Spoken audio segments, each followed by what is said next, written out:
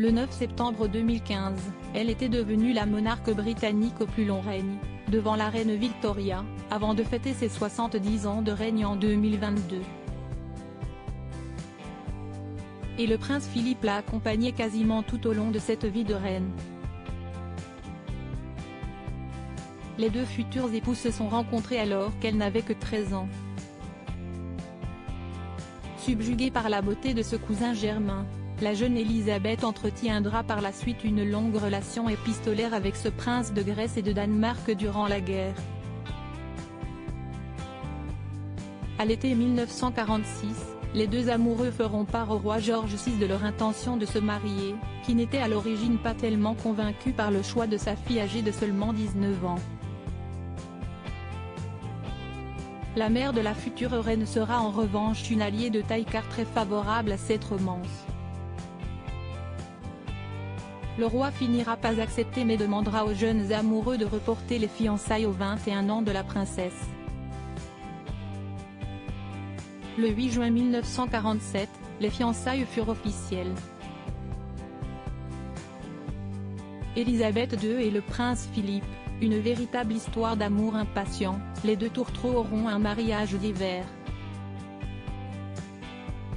La cérémonie aura lieu 5 mois plus tard, le 20 novembre 1947 à l'abbaye de Westminster. Le matin même, Philippe a été fait du d'Édimbourg par le roi. 200 millions de personnes les regardèrent s'unir et 2583 cadeaux seront envoyés aux mariés. La robe de la reine, inspirée du célèbre tableau du printemps de Botticelli, exposé à la Galerie des Offices à Florence, est signée Norman Hartnell. Une traîne de soie de 4 mètres la termine. Son financement a été fait en partie avec des tickets de rationnement tant la période est encore compliquée pour les Britanniques 2 ans après l'armistice. La robe d'Élisabeth sera reproduite à l'identique par la costumière Michelle Clapton, pour la série Netflix The Crown. Le prince Philippe sera lui en uniforme militaire de la Royal Navy, tout comme son fils aîné le prince Charles, puis ses petits-fils quelques années plus tard. Tout comme Charles avec Lady Di et le prince William avec Kate Middleton, les deux jeunes mariés s'offrirent une traditionnelle sortie sur le balcon de Buckingham Palace.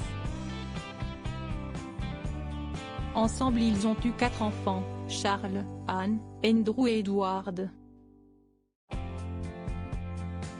Et malgré les rumeurs d'infidélité du prince, la reine l'a toujours considéré comme son plus fidèle confident.